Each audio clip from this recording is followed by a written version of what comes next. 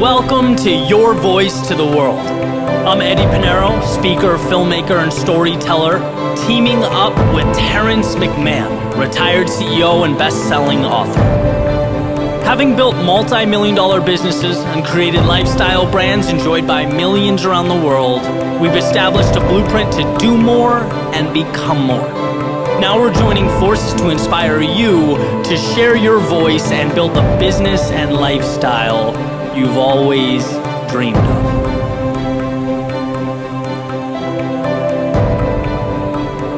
Welcome to podcast episode 1, Your Voice to the World. I am Eddie Pinero. Terrence McMahon. And we talk about sharing your voice, starting your business, and everything in between. And today we're going to do... we'll do every week. We'll tie in a certain book that we feel like kind of supports the main theme as we kind of push our way through each podcast episode. And this week is the beginning of a journey, starting something new. Chapter 1. What is your perspective looking out? We pulled from the sacred bookshelves behind me. We pulled 2 books. We pulled The Alchemist by Paulo Coehlo, right? Brazilian. I thought he was from Peru, and they corrected me in the last episode. And The Great Dr. Seuss, All the Places That You'll Go. 2 of my favorites. Beautiful. Both about journeys, both about personal journeys. Lots of people got this after, what, high school graduation? Is that when most people get this book? Way back in the day. I wonder if the 90% rule applies to this little book. This is 6 minutes to read this book. Does it sit on bookshelves, or do people read it? 90% of people, I guess, don't read past the first chapter of a book. Yeah. See, that's the problem with the cover. So pretty. It makes a nice decoration. Right. I've seen that book before. So we figured that, this is new. This is a new endeavor, and we're sort of combining our experiences, our worlds, the sectors of life that we come from, combining them and starting a new journey. So why not start there for everyone else, right? I know whether it's big from a career perspective or, a little pursuit, little things we want to change. Everyone's on some sort of journey, and we can both speak to this, right? Starting out, looking up at the mountain, it's always the most overwhelming thing. It's always the most challenging thing. How do I begin? And so that's what we're going to kick off today. Starting. Knocking First over foot. that first, yeah. What do they say? In a tiem demedium facti, the Romans said that. Once you've started, you're halfway done. Love it. That's one of my favorite lines. Once you get going, problem is everyone sits at the beginning of a journey. Where you want to go with your life? What do you want to do with it? And they sit and they get ready to go, versus just going and figuring it out and making the adjustments. Right? Exactly. Why do you think? I think people are afraid of being judged. I think people are afraid of making mistakes. I think people are scared of losing what they have, putting themselves out there. Identity could be one big thing, I think. Yeah. Those times that I've not moved when I should have, it's probably been some kind of identity, or I feel I was... Doesn't align with the story you're telling yourself? Or? Yeah, scarcity, thinking there's scarce resources in the world. We need to look at being resourceful, particularly if your message is important to you. Yeah, 100%. Because as we move differently in our lives, because you and I'm older than you are, but I started selling insurance early on in my life after my baseball career petered out, and you were at corporate America, not far from where I was playing baseball, by the way. Right. Miles away. Right, Central Mass. Well, you're Western. You're in the insurance business. I was. Yeah. I grew up in Massachusetts, too. That's where all the cool guys come from, right? Insurance business? There's a lot of people in the insurance business. I know. I'm not sure what they do, but there's a lot of people there. They're there. One thing I want to add, too, because I agree with every single thing you said, it's also the idea of knowing the answers before you begin. So, anytime I've been at a crossroads, what usually holds me up, to use the same metaphor, looking at the mountain before I climb, it's like thinking I need to know the direct path. Thinking I need to know how I'm going to get there, how I'm going to message it, how everything's going to play out. And we forget that life is an experiment. And so the beautiful part, not only is it imperative, but it's also the joy, the beauty, the excitement is failing, throwing something against a wall, picking up the pieces, adjusting, repeat, repeat, repeat, repeat, and that's where you get your momentum. That's how you build yourself. That's where everything good comes from. I'm for sure you'd attest to that as well. So I know. Yeah, that's the first domino. We talked about this book. You and I, we dusted this baby off yesterday. And this guy wrote this book, and he got a publisher. It's his story. It's his heart, he says. And only one person bought it in 6 months. Imagine writing a book. It's a pain in the ass writing a book. And then you write it, and then one person bought it. And then another sale was a few months later. Same person that bought the first book. Right. So somebody in the world knew that this was an amazing book, but the publisher dropped this guy. So he failed. And he didn't change the book. He just changed his approach. And then the story goes, I just learned this yesterday, and I love this book, is he sold a few thousand copies. An American came to Brazil and translated it into English, and then it ended up being a big book in the United States. Clinton ended up getting a hold of it, Bill Clinton, and talked about it, brought copies to the White House, and then it got picked up by other celebrities, became New York Times bestseller, 80 languages, and 65 million copies later. The Alchemist, about a journey.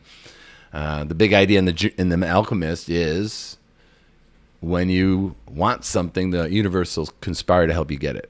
Yeah.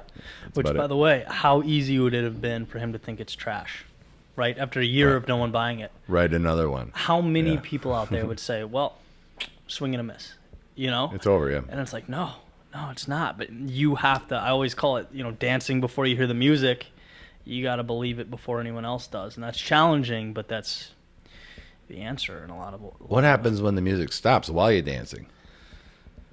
Well, the idea is same thing, right? Right. It's that no one can hear this tune, but you have to hear it in your head. You have to be able to snap to a melody that no one else gets or understands. Ultimately, they will. Right? Evolution of insanity. This girl, she creates something. She wants to. She has an idea. Everyone says it's ludicrous. She keeps building. Everyone says you're wasting your time. Dedicates everything. Everyone says you're crazy. You're wasting your time. You're losing. Then all of a sudden, boom, succeeds. She's got this thing. She's got this success story. Then you see a narrative shift. Then people finally start to see what she sees. It's like, oh, okay, well, how'd you do it? We want to do that. How can I be more like you? Teach us, show us, tell us.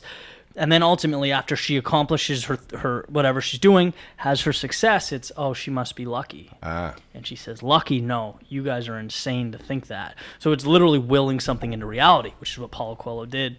He believed in himself to an extent. And you see that reflected through this book, by the way. It's like when he talks about sort of the journey being the destination in a lot of ways. And the oil, the famous oil, one of my favorite parts of the book. Yeah. Remember? Yep. Do you remember it? Yeah. Yeah. So I want to see if you read it. Yeah. So we basically... We gave ourselves an assignment to reread the book. Was it a king? Yeah, it was just 3 years ago I read it. It was a king that told him, right? Put the oil in the spoon and he can't spill it. And so he focuses so heavily on not spilling it that he misses everything around him. So the idea is, you get what you focus on. Right. Whether that you see that reflected in anything you do. The targets you set are the ones you'll hit. You'll never hit a target that you didn't set out to hit. Right. That's kind of cool. Yeah. Yeah. Then you don't notice things if you're in tunnel vision. You don't notice things. But sometimes if you're self-experimenting, we talked about self-experiment, meaning you are your own greatest experiment. You are your greatest control group because no one gets the feedback better than you do when you're trying something. Like you don't have to look to someone to see if it worked or not. It worked or didn't work. And it's true with your message. You can try it on for size. I mean, do you like it? Is this what you want to do? When you go on your journey, where are you going? Because if you don't have a plan, the world will have one for you, right? Oh, that's deep. Yeah. That's deep. So let me ask you this, right? Yeah. From your, you've had incredible success in the insurance industry. Was there ever a time when you had, you were metaphorically looking at the oil in the spoon and missed something important? Because you've pivoted a lot, and your life has been one giant experiment, and you keep adapting and growing. Put it this way: if I were more aware, I think the number one ability is awareness. If I was more aware as I was trying to do something that didn't work repeatedly, I didn't know enough to make adjustments early enough So if I started over today and I had to make my money the exact same way I did, I Right. would do it differently. I'd be more aware. I'd make more adjustments. I'd be more open-minded. I would get more mentors. I'd take in more media. I'd look for models that already worked. I didn't do any of that. I Right. just literally, they gave me a phone book to call out of and a street to canvas. That's like the perfect metaphor. Go for it. Yeah. So Right. yeah. Like you, So it's like a hack to answer that question, because Yep. you would wish for the simple awareness to know that you're looking at the oil. It's like, look up, buddy. Right. There's stuff to your left. There's stuff to your That's right. exactly. That's the whole idea in that part of the book is that. Yeah. That you had answers and opportunity to make money. I did actually get lucky enough to notice one thing, because on top of door knocking, we cold called. And when you door knock, you get your teeth kicked in by the cold calling. People hate your guts, and it's about as bad a job as you can get. But man, when you can do that and figure it out to make some money, at least enough to feed your family, you can take that in other places. But when my son was born, it was an amazing day. The other thing that was amazing is when he was born, these nurses came in, they slapped these ink pads on his feet, and they put his finger and feet on a card.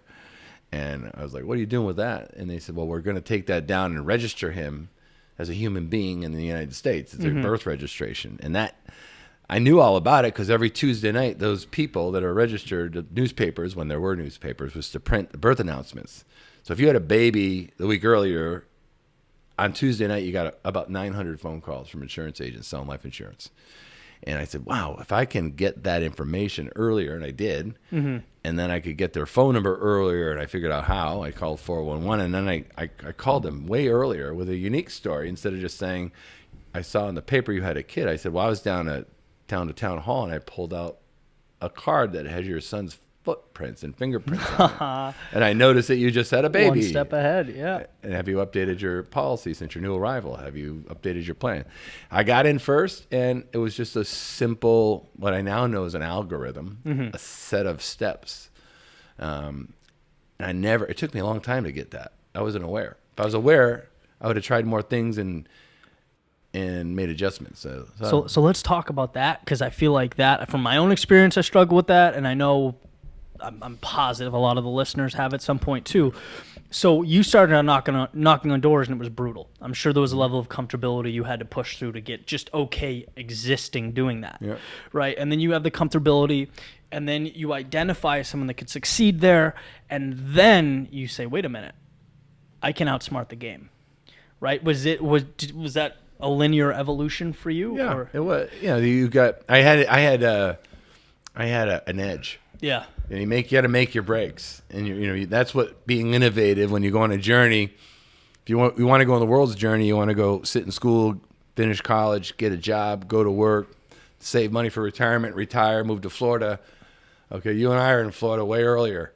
We came here 30 years earlier. You came here 50 years earlier. Like you didn't use the algorithm that the world has. Right.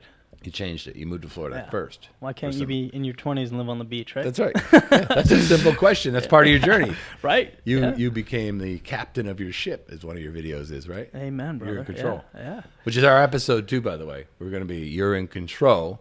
And think about your journey. I know you started in corporate insurance. You were like a manager, like a bean counter. Yeah, Kinda, right? Well, Yeah. it was like it was called like a future leaders program. So they put you in this rotation where you do like all kinds of stuff, and, which is cool. Again, it's one of those things where you pull things from that you don't even realize. Like the biggest thing I learned, and it was brutal for me. It's like it was trying to put a round peg in a square hole every day, but there are things I look back now, and I'm thankful for. One is that human beings, because right out of school, you're still essentially a kid, and they sit you next to these people that are, 40 years older than you in some cases, and you're supposed to contribute and be their equivalents. And it's like, I'm taught to respect, not that you shouldn't, but, and so it's like people are just people. Everyone wants to be valued. You get things done, you get people to approve and go along with your ideas when you include them, make them feel part of it, and make everyone feel valued. I mean, that's 101. Just makes life. So that, and then Beyond that, when I did the singer-songwriter thing in Boston, I could jump into that for a sec, but same concept. It's the things in life that where we struggle ultimately give us the tools we need to propel us to the things that we love to do. So when we're firing on all cylinders, it's not like it just happens. It's like, no, you're picking up the scraps and the pieces from when you got your teeth kicked in, Right. and putting the puzzle together. So you went out the door. This is this book. Yep. The places you'll go. You're off. You're off on your way. Right. You're off to new places. Dr. Seuss wrote this. So I see this little kid. One of the deepest books I've ever read, by the way. And he goes right out of town with his guitar, right? That was Yeah. that was when you left Commerce Insurance. Wasn't it Commerce? I don't want to say the insurance company, but it was. Why? Because I trash it from time to time. That's a good idea. Good lesson. Yeah. Oh yeah. It's optionality. What do I gain from talking about it? Nothing. What could I lose? Very good. Who knows? Optionality being low downside, high upside. Exactly. Yeah, they might want to hire you to do a big speech. Yeah. Yeah, so it wasn't Commerce. Okay. No, I know it wasn't them. I know I had it right, but I know they were. Right. But you leave, you go take your guitar, you go, I'm leaving here, I'm going down. I'm going to start playing music in bars, right? Yeah. Yeah. Saloons and Basically it was the idea, and it took a long time to get there. We talk about this all the time. It was if you don't make a plan, the world makes one for you. Get good grades, get a good job so that you can get promoted. It takes a while to take a step back and be like, I don't have to do this. We look back now, it's like, who cares? You quit your job, right? I'd advocate anyone in their 20s that's not happy to quit it. It's like you're a baby. But at the time, or even 30s or 40s or 50s, by the way, but I was in, that's my situation. And so at the time, it felt like the world was ending. It literally felt like the world was ending because it was the first time I've ever deviated from that cycle. Right. And you have, the people in your life that love you and care about you that are worried, and there's uncertainty, and there's a financial constraints and all these things. But your back to the wall is everything because you learn that you can fall down and get back up. It's so powerful. And so it was a brutal 8 months in that regard because it was so uncertain. Playing shows at 1 a.m, no one shows up. Tragic on its face, right? What does it teach you? It teaches you that sometimes you're going to have to dance your own music. Sometimes when you want something in life, people don't see it, people don't support you. You have to be your own biggest fan. Like getting on stage, telling a story, singing a song, entertaining a crowd, it's difficult. You worry about your appearance. You worry about whether you're getting through. Well, what do you learn? You learn how to communicate and articulate yourself to a crowd. Right. Those things come with you no matter what you're doing. So, it's exactly what we're saying. That the down times, or what we call down times, end up literally propelling us.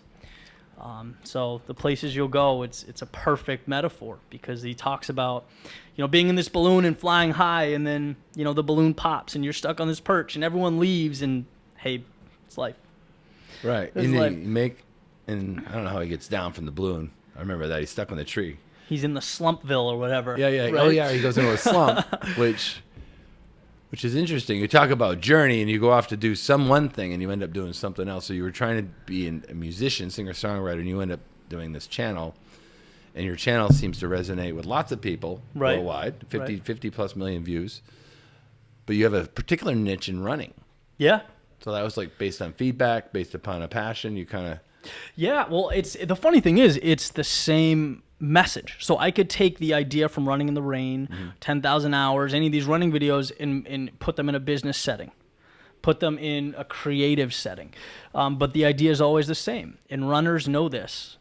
When you're running, especially, a distance, a long run, it becomes hell. And one part of your brain is trying to convince the other one not to stop because it would be a real treat to just sit down and breathe for a second. But you can't. And if you push through that, you ultimately get where you want to go. And there's this high that you can't even articulate. And that exact situation occurs in everything, right? As a creator, you know how many times I wanted to stop? You know how many times I worked on a video, thought it was going to change the world, and no one cared? Right. You want to stop and breathe. You want to call it a day. But when you push through, you get that high. You get to the next race. And that's ultimately what makes you you. Do you know what's interesting? We were looking at this yesterday because you and I met. Like, you live alone up the street, not far from me, right? Right. And there's a part in this book where you become successful, and then it's not everything you thought it would be, and now you have to deal with being alone. Right. When you're all by yourself and you're on your journey, and no one's with you. Right. And there's a great part in the book about quiet and waiting for your chance to break out again. I think it's about the cycle and the circle. Everything's a cycle. Yeah, it comes. Everything's it comes cycle. and goes. I struggle with that. I mean, that's because you gotta prioritize. You know what I mean? So like when your work, when your message, when your craft is number one, that means everything's number two.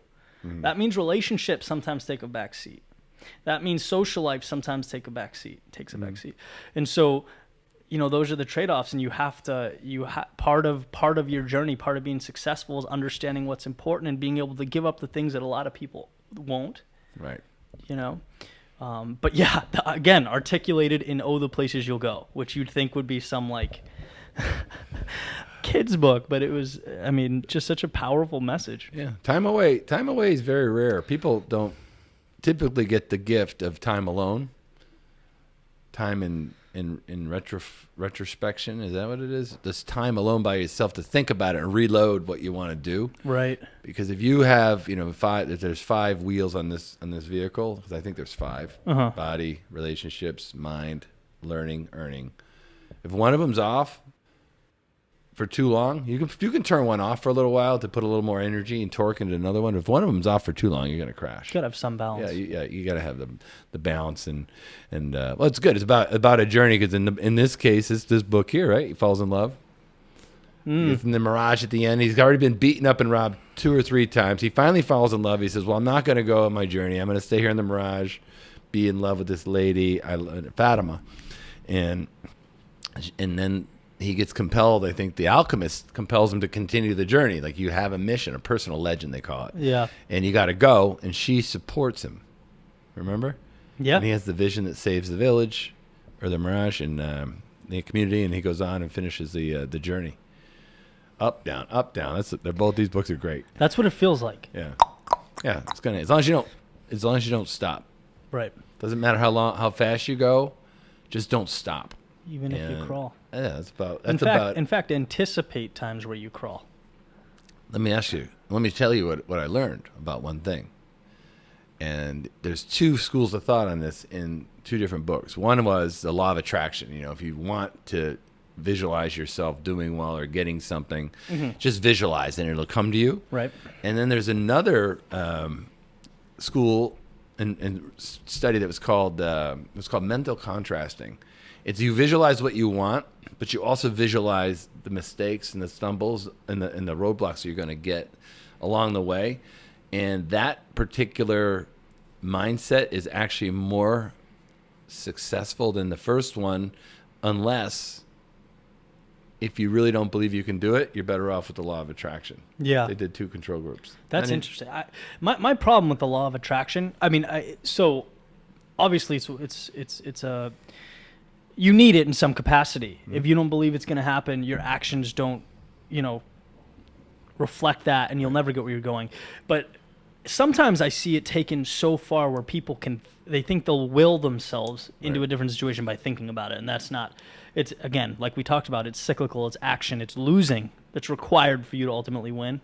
So yeah, I agree. Like, you have to, it's not that you have to visualize failing, like, you have to expect it. Darren Hardy said it perfectly. He's like, it's not like, learn to anticipate losses. It's like, no, seek them out. Like, hope to get your teeth kicked in, because that's what makes the man, Right. I'm going to make sure we haven't said this yet, but if you have questions, we have Facebook, we have Twitter, we have Instagram, all those information, whatever those things are called. Put the links below. Yeah. That's I don't know what they're called. I could care less. Last thing I want to do is spend my time with that shit. But I'll look at them. I just don't want to deal with where they come from and how they get there. That's kind of blows my mind. Yeah. On that last topic, though, we were talking also about the explanatory style the study I was telling you about, learned helplessness Uh-huh. with Martin Seligman. There's the dogs that got zapped and jumped out of the crate. They jump over the crate and they end up getting zapped, and they leave and they don't get zapped. The second group, they zapped the dog. The dog jumped over the barrier into the other side, zapped the dog again. The dog ultimately that were trained not to even bother. They're helpless. Right. And they looked at what learned helplessness could be cured by what's called learned optimism. And it depends on the story you tell yourself about it. You know, if you believe it's temporary and global, meaning it happens and it's going to go away, is one thing. Or if you believe it's personal and permanent, that's a pessimistic view. So in mental contrasting, if you're visualizing a journey successful and you're also seeing the stumbles, which I agree they're going to happen. They're just going to happen. That's just the way it goes. Yeah. Both these books aren't books. Certainly not 80 million copies without conflict. Right. Story and conflict is everything, right? Yeah. The story you tell yourself determines whether you get by it or you don't. There's no conflict. Right. No conflict, no story. Again, we both had a lot of opportunities to stop along the way, and we didn't. And We're still going. Still going. And we'll fall on our face again. But that's life in the big city. So, but yeah, so when you're looking at a journey, using that metaphor, the mountain looking up, there are a lot of things to keep in mind. You know, as said in The Alchemist, the places you'll go. The biggest thing is understand that you don't know the path right up front. You don't have to know the path right up front. You'll fall, you'll get bruises, you'll get scrapes, you'll break bones. But when you do get to the top, that's what makes it all worth it, right? Paulo Coehlo alludes that the journey is the destination. And that's the beautiful thing. So I hope that came through today. Yeah, it's got to know somewhat that you're going somewhere, because some people I don't think they're not thinking about going anywhere. I think there's a lot of people that are kind of immobilized by negativity, and you want to always look at some goal that you can aspire to, and you make the adjustments. You get the feedback. You're your own experiment, and you work your plan. The only way to lose is to do nothing. The only way to lose permanently is to do nothing. And you got to remember that. So We used to say a lot of people didn't buy things, like they didn't buy insurance for their family for whatever reason. I was always surprised, like you don't have any insurance. It's like, well, I'm not ready to make a decision. It's like, well, you've made a decision through indecision. Right. That's your plan. Right. So that's Doing the nothing plan. is a decision. That's the plan, yeah. In fact, if you die in Massachusetts without a will, the state of Massachusetts actually wrote one up for people that die without a will, which is about 80%. So they determine who gets your money. They determine who takes care of your kids. They determine everything. And that's how the world will work if you don't be proactive. And read these two books. If you have questions about the books, I would just text us or email us, whatever. And the next episode is on You're in Control. You are the captain of your ship. Captain of your ship. I want a boat. Well, you know what's good about living here? I had breakfast today on the right near a marina. It helps me understand how poor I really am compared to other people. Someone apparently can afford a 200-foot boat with a 60-foot boat on the back of it. Right. I don't have a boat. Do you have a boat? I don't have a boat. I want one. That's never been the standard for me.